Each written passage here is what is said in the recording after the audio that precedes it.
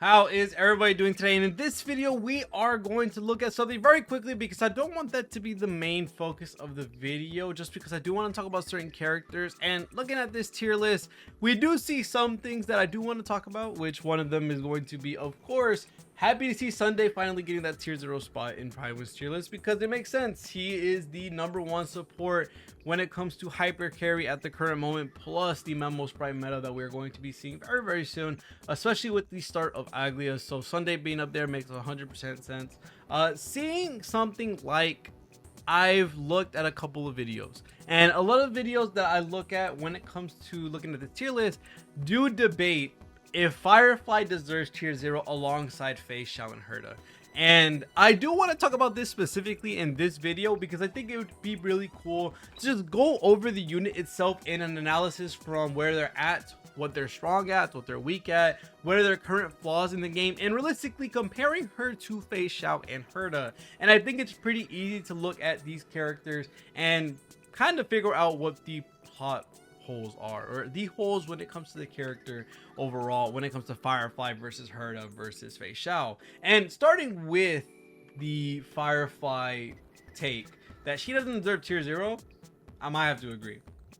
The reason I agree with Firefly not being tier 0, I do think she's 0.5, not 0, just because she does have one major problem that even with some good investment into her, a good investment to her team, she does struggle a bit with skill points. And that's because one of her best teams at the current moment just requires so many, and that's kind of something that you can't escape from, especially when it comes to how this team works. You have someone like Linksha who wants to be able to skill every so often, that way she's able to keep up her Fuyin, because if I'm not wrong, there's no other way to keep Fuyin up unless you give some type of skill, which I think that's right, if I'm not wrong. Yeah, while Fuyin is on the field, using skill can increase Fuyin's action count by 3. So you're able to give Fuyin more action count with the skill, and you have to use it every so often for Firefly. So that is one thing that's already going for the team that uses skill points. Alongside that, you do have to keep up your buffs like Ruan Mei, who needs it every 3 turns, and that is 1 skill point again. And then same thing for Fuke. Every 3 turns, you need to have Fugues, Foxy, and Prayer out again. So that's 3 skill points, 2 for buffs that have to be maintained over the course of the battle, and not only that, Linksha as well, who's also using skills every 3-ish to 4-ish turns so that Fuyin can act multiple times.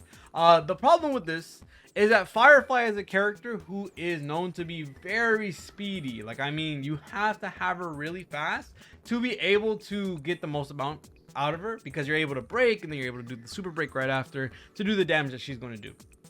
With her being so fast, this leads to situations where you're using your skill points for Tingyun, or you're using it for Fugue, you're using it for Ruan Mei, and then you're using it for Linksha as well to keep Fuyin up, which is very integral to the team pretty much. And then Firefly is here also soaking up skill points, which with how fast she's going to be taking a crap ton of them, leaving to be certain situations where if you don't have E1 Firefly, you are going to have a problem with skill point management, because if you don't have Ruan Mei Light Cone either, you're just not getting enough skill points added versus the amount that you're going to be using. Now, you will have a couple of turns where you are able to just maintain a bunch of damage, keep using Firefly, but again, as the battle goes on, most of the time you're going to have to give up on something. Either Fugue is not going to be able to give the buff to Firefly, Ruan Mei might not have a buff ready for the whole team, Linksha might lose Fuyin, and then Firefly might have to throw in a basic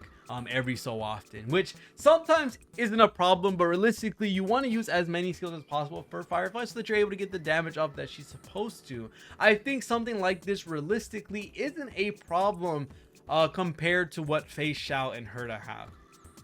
Feixiao and Herta, these two characters right now are of course tier 0, and not many people can refute this. And the main thing I want to say in regards to Feixiao is just how good she is as a character to synergize with her team.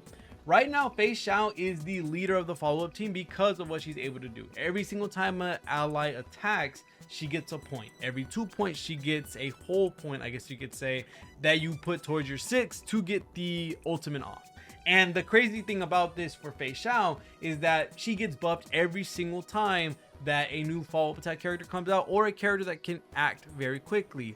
And with her being able to work with the plethora of amazing characters that she has on her arsenal, it gets really hard to be able to compete with this, especially with how much damage that team is doing overall. And yes, we are comparing the teams themselves, because realistically looking at their best teams, that is how you're going to base the DPS or their impact on the team. And looking at their characters that they have on their team, Feixiao is going to have a couple of monsters, which we all know that the follow-up tech team is kind of crazy. Topaz and Numby, with their entire kit being considered a follow-up when it comes to the skill, when it comes to the basic, when it comes to the ultimate. Topaz and Numby realistically doesn't have to skill very much. You just need to skill once to get the proof of debt onto the right enemy that you want them to be on, and then pretty much the whole kit does it for itself. If you ever need basic attacks, Topaz and Numby use it as a follow-up attack, and this helps out multiple characters in giving buffs to not only Topaz and Numby, but also to help out everybody else. And then not only that, with Topaz and Numby giving proof of debt, this is a buff to the whole entire team. You have someone like Aventurine, who is being able to benefit Feixiao as well, with having a damaging ult, with having follow-ups that don't require skill points, because you basically never have to skill with Aventurine, just with how frequently he follow-up attacks with getting hit, and then adding a shield that's additive on top of the one you already have. Not only that, you have someone like Robin as well, who's able to give one skill point for 3 turns, and that is paused whenever she ults and gives everyone advance forward. So having all of these characters allowing you to basically never have to skill point. You always can skill with Feixiao. You always have that free follow-up from Feixiao's skill, and this also allows you to just ultimate very frequently with the amount of attacks that these guys give. I know there are some characters in here that make it a little bit harder for someone like Firefly to compete, but that's just how it works when it comes to looking at Feixiao's impact on the game and her best team. Sadly, for Firefly's sake, with how SP intensive her best team is, this does negatively impact her, and it kind of exposes the weakness that Firefly does have as a unit when it comes to skill point management. And looking at the other team, of course, Herta specifically kind of has the same situation going on for her, although I feel like she's in power stronger than Feixiao. She doesn't synergize better than Feixiao. I do think realistically that Feixiao's team overall just has a lot of leniency when it comes to being very strong in SP management, when it comes to how much value are you getting without using a skill point, and then allowing your main character to use your skill point. While someone like Herta, she's very strong in power. She's able to do millions of damage easily, especially even with current characters like the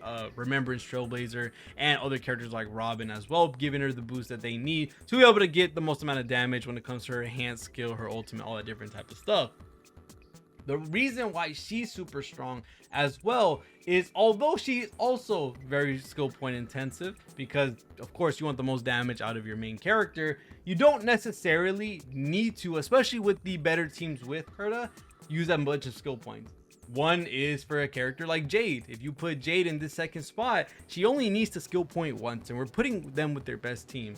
She only needs to skill point once, give it to Herta or give it to Linksha, and then the rest are just basic attacks. She's basically SP friendly, SP positive, which is a very good thing for the team overall. Same thing goes for Robin, allows you to just skill once, and then you have her ultimate up, advance forward, and then everyone gets to take their turn once more.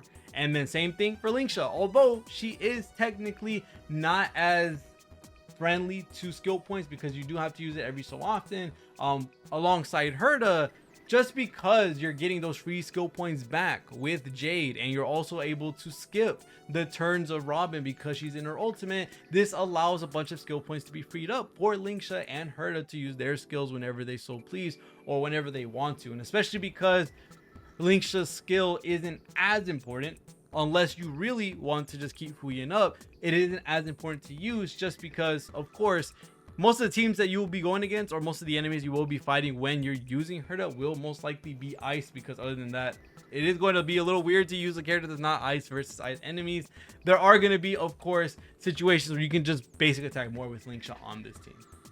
While I feel like for someone like Firefly, although she does have the ability to do AoE damage, Someone like Lingsha is very important because this allows more characters to be broken quickly, with Fu Yin being able to do their follow-up attack, with also having Fu Yin being advanced forwarded from Lingsha's ultimate. There's a lot of things that kind of go against Firefly and how she does her damage, how much skill points she has to use, and realistically with the damage Herta's putting out by herself, and how much damage the team of Feixiao does as a team, kind of compared to the break team don't do as much. And that's why I feel like the argument for Firefly to drop down a bit, I do think is sound, because Feixiao just has too good of a kit plus too good of a team.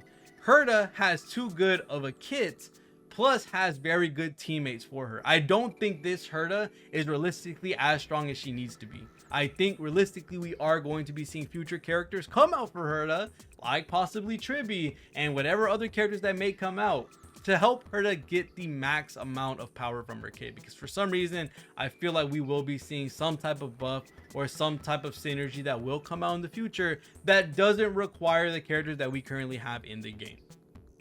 And then for Aglia's sake, I'm not 100% sure on her whether she is tier 0 or not, because I personally haven't gotten a lot of time to play with her, and I'm also not pulling her, so I'll probably leave my, I guess you could say, preferences or what I think about it in regards to Aglia's power, whether she's tier 0 or 0.5, to y'all in the comments. But realistically, although Firefly is great, I do think she might need to be taken down a step while Herta and Feixiao take that spot. Because realistically, while Firefly has some weaknesses, and there's nothing wrong with having weaknesses as a character, I think that's fine for any character to have. Realistically, Herta and Feixiao show the least amount of weaknesses and also have the strongest team possible that you could have in the game, alongside their kit that's kind of future proof, with Herta being able to work with any AoE units that come out in the future, or realistically any erudition characters that come out in the future. And then Feixiao just has basically the kit of someone who's either very speedy or anyone that can do follow-up attack, and then she benefits directly from it. Firefly, it's kind of hard to get break as scalable as those other two characters. Break kind of has their perfect lineup, and the only other thing they can do realistically to make Break a little bit better is to have someone like a Bronya, a Sparkle, a Sunday, a Robin specifically for Break. They would legit have to make Ruame, but with Robin's abilities, I guess you could say. So having a Robin that advances the full team forward, gives everybody toughness break efficiency, giving everybody a break effect, that would literally be the only way you could buff Break a little bit more. And if they did something like that, that would legit just break this team. And yes, then characters like Rappa, characters like Boo Hill, characters like Firefly could move up even more if we were to receive that character. But I don't think we'll be seeing that anytime soon, especially with Aglia at the current moment being the main MVP niche that we'll be seeing for quite some time, especially with the inclusion of Castris in the future and whatever else that we're going to be throwing at us with Remembrance. So other than that, that's going to be it for this video. I really just wanted to talk about Firefly and also the meta currently, because I think it's really cool to talk about some of the more niche and what some of the more specific characters and details that we might be looking at in terms of the meta. So other than that, thank you guys so much for watching. I'll like this video. See y'all guys in the next one, and peace.